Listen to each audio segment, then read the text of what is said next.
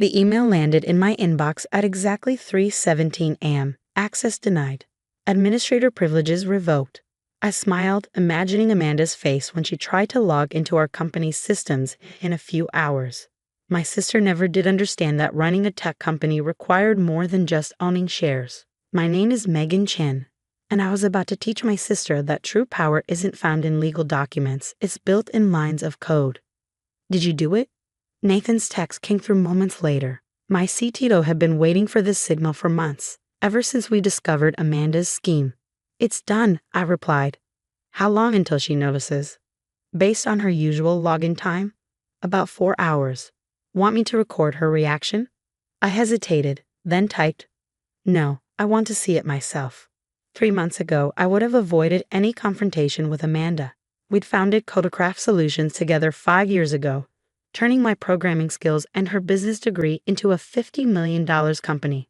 But that was before I discovered the fake contract, before I learned how thoroughly my own sister had betrayed me. The signs had been there, looking back. Amanda's increasing secrecy about our finances, the way she brushed me to sign paperwork during our mother's funeral, claiming it was just routine updates while I was grieving. Her subtle manipulation, playing on our childhood dynamics where she was always the strong one, the smart one, while I was just the quiet geek who was good with computers. I got up from my desk, walking to the window of my home office. The city was still dark, but dawn wasn't far off. Soon, Amanda would arrive at Codecraft's headquarters, confident in her victory, only to find herself locked out of everything. My phone buzzed, a text from Claire, our head of HR.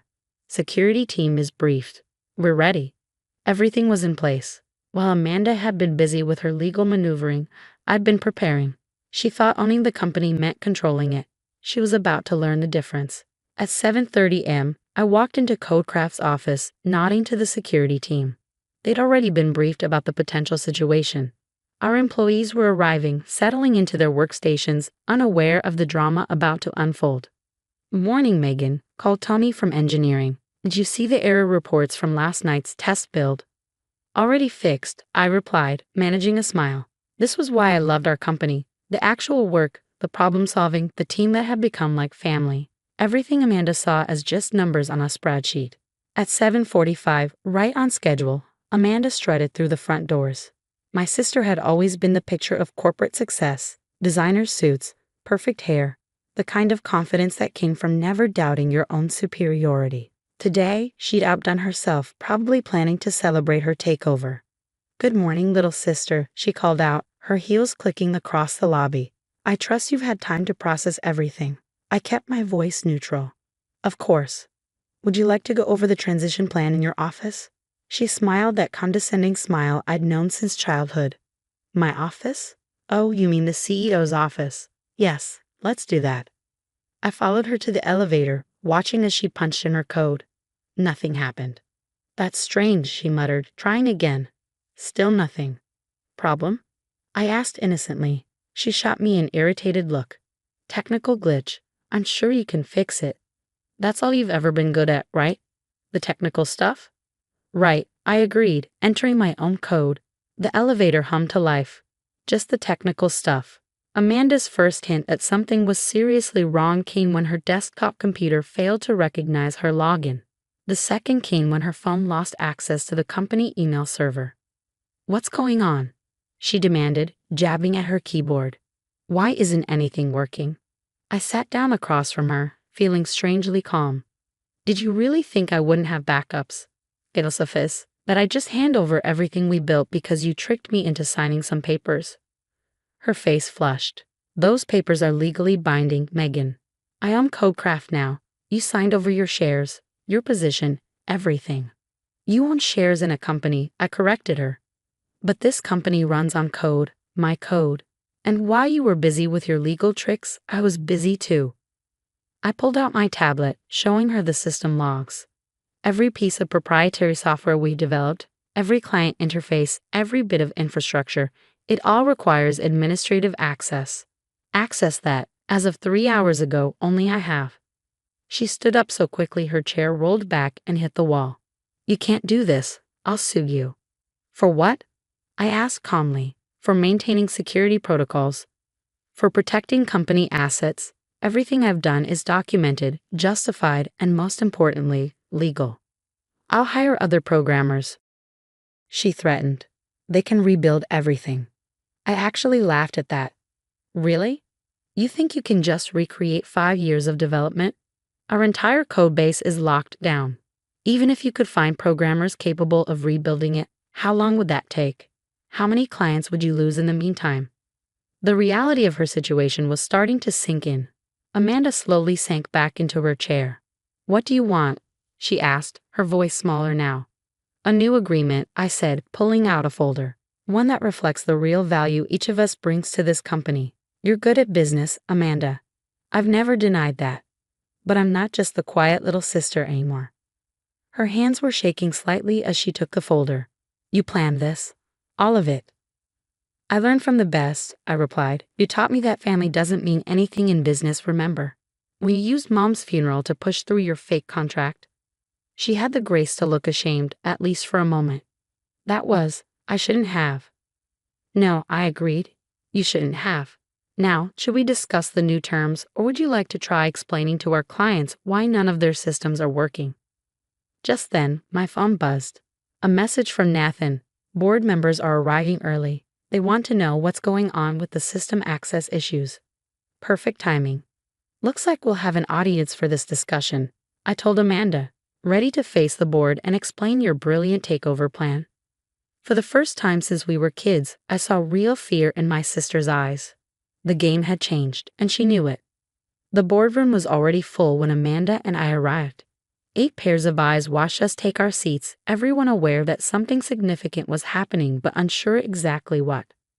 Would someone like to explain why our entire system is running on limited access? Richard Barnes, our lead investor, asked. His tone was calm, but I could hear the underlying tension. Amanda opened her mouth to speak, but I beat her to it. Actually, yes, I said, pulling out copies of both contracts. Amanda's fraudulent one and my new proposal. We're dealing with a security protocol I implemented after discovering an attempt to take over the company through questionable means. I distributed the documents, watching faces change as board members began reading. Amanda sat rigid beside me, her knuckles white where she gripped the armrest of her chair. This first contract, I continued, was presented to me during our mother's funeral, described as routine paperwork. As you can see, it actually transferred complete control of Codecraft to Amanda, effectively removing me from the company I helped build. Is this true? Richard turned to Amanda, his expression darkening. It's more complicated than that, she started, but fell silent as I pulled up the security footage on the boardroom screen. There she was, caught on camera, rushing me to sign papers while I was clearly distraught, barely looking at what was put in front of me. The timestamp showed it was less than an hour after Mom's service. Ms. Chen, Richard's voice was ice cold now. Do you have any idea how many regulations this violates? Before Amanda could respond, I brought up another screen. Our company metrics from the past 5 years. Codecraft's success isn't just about business strategies, I explained. Our proprietary software, which I developed, is what sets us apart. Every major client we have depends on systems I created. Systems that require continuous maintenance and updates by me and my team. Nathan chose that moment to enter, right on cue. Megan, we've got clients calling. They want to know why their access is restricted to basic functions only. What exactly have you done? Richard asked, leaning forward. Protected our company's assets, I replied. Every bit of code I've written includes fail-safes. If unauthorized changes are made to company structure or leadership, the systems automatically enter protected mode.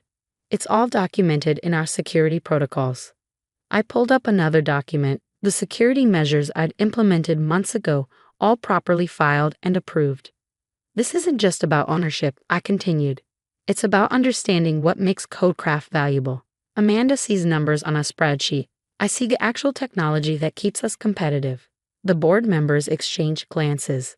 They were business people, but they weren't stupid. They understood that a tech company without its tech was just an empty shell. What are you proposing? Richard asked. I handed out copies of my new agreement, a restructuring that reflects reality. Amanda keeps her business development role. She's good at it when she's not trying to take over the company. I maintain control of our technical operations and intellectual property, equal ownership, divided responsibilities. And if I refuse? Amanda's voice was barely controlled.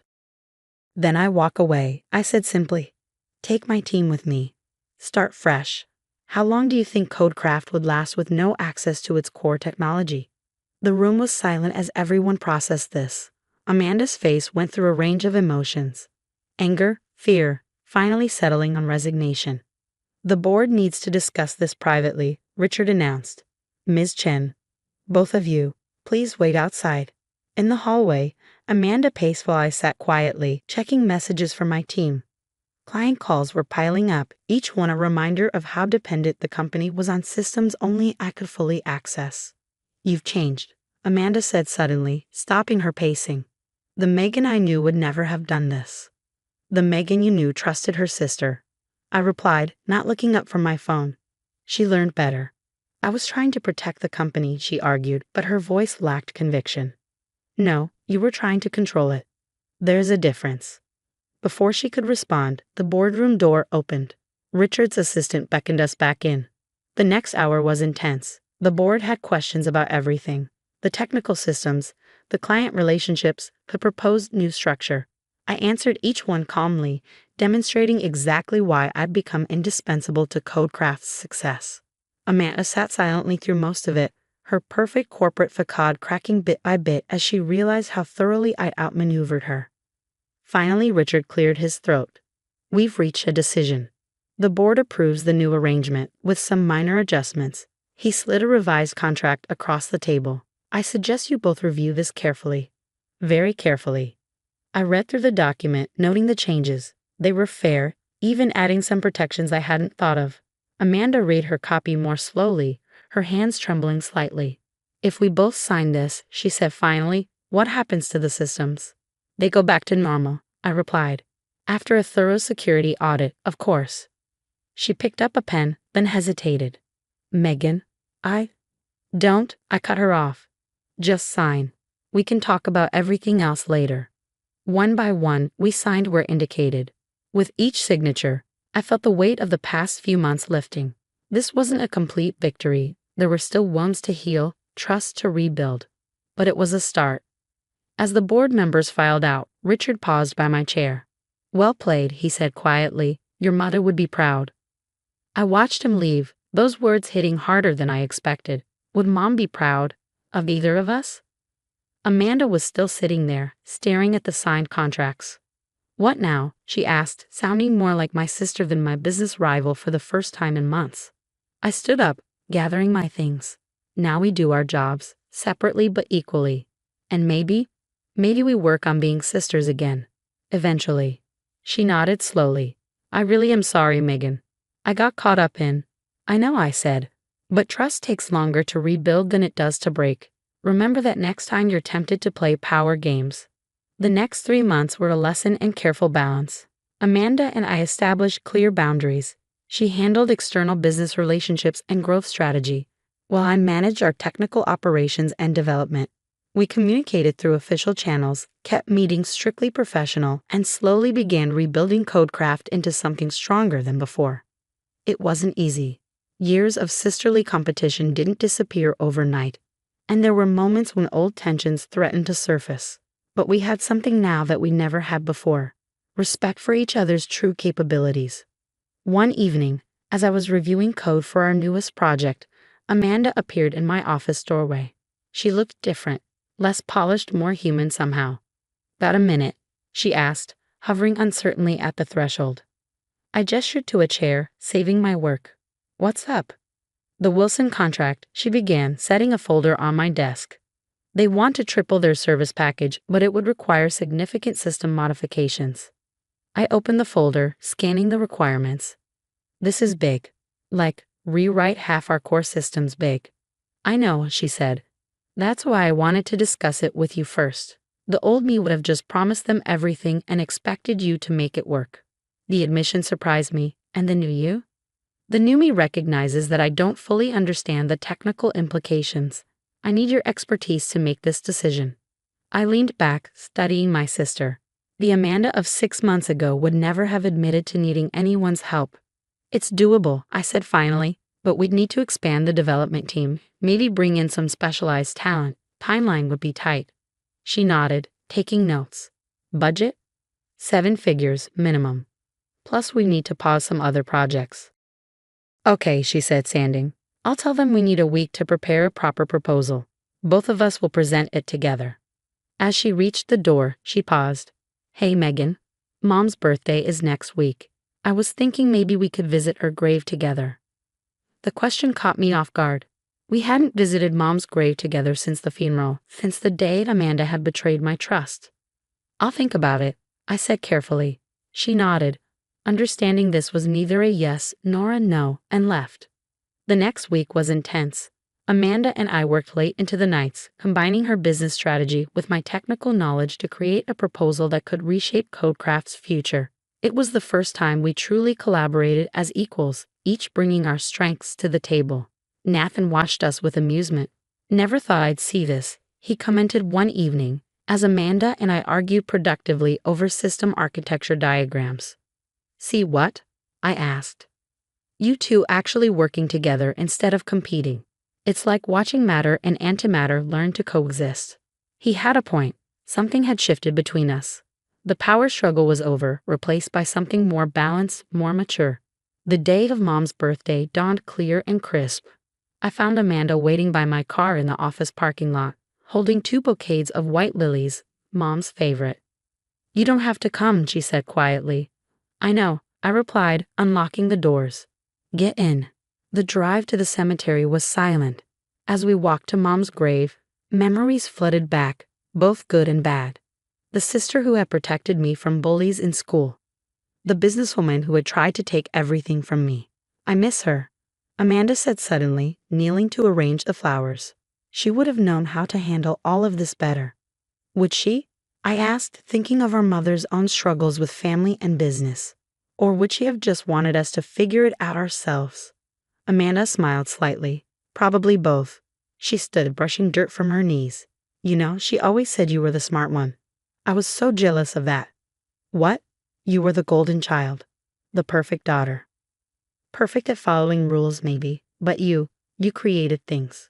Built things. I just played the game everyone expected me to play. We stood there in silence, letting those truths sink in. The Wilson presentation is tomorrow, I said finally. Ready? She nodded. Think we can pull this off? Together? Yeah, I think we can. The next morning, we faced the Wilson team as a united front. Amanda handled the business strategy while I explained the technical innovations we proposed. When questions came up, we tag-teamed the responses, each deferring to the other's expertise. We landed the contract, the biggest in Codecraft's history. Celebrating in my office later, Amanda raised her coffee cup in a toast. To the Chen sisters? To doing things right, I corrected, but I was smiling as I clinked my cup against hers. That evening, as I prepared to leave the office, I found a small package on my desk. Inside was a framed photo. Amanda and me as kids, sitting at our first computer, both of us grinning at the screen. The note attached read, "Found this in Mom's things. Thought you should have it." I placed the photo next to my monitors, a reminder of where we'd started and how far we'd come. 6 months after the attempted takeover, Codecraft had grown beyond our original projections. Our new dual leadership structure had become a model for other tech companies. Amanda and I had found our rhythm, each excelling in our domains while respecting the others. Think Mom would be proud? Amanda asked one evening as we reviewed quarterly reports. I looked at the photo on my desk, then at my sister, not my rival anymore, but my true partner in building something meaningful. Yeah, I said. I think she would. The company we'd built was stronger now, founded not just on technology or business strategy, but on something more fundamental, the understanding that true power comes from combining our strengths rather than fighting over control. As for being sisters, we were working on that too, one day at a time. Some wounds take longer to heal, but they do heal, if you let them. And sometimes, what you build after breaking down is stronger than what was there before.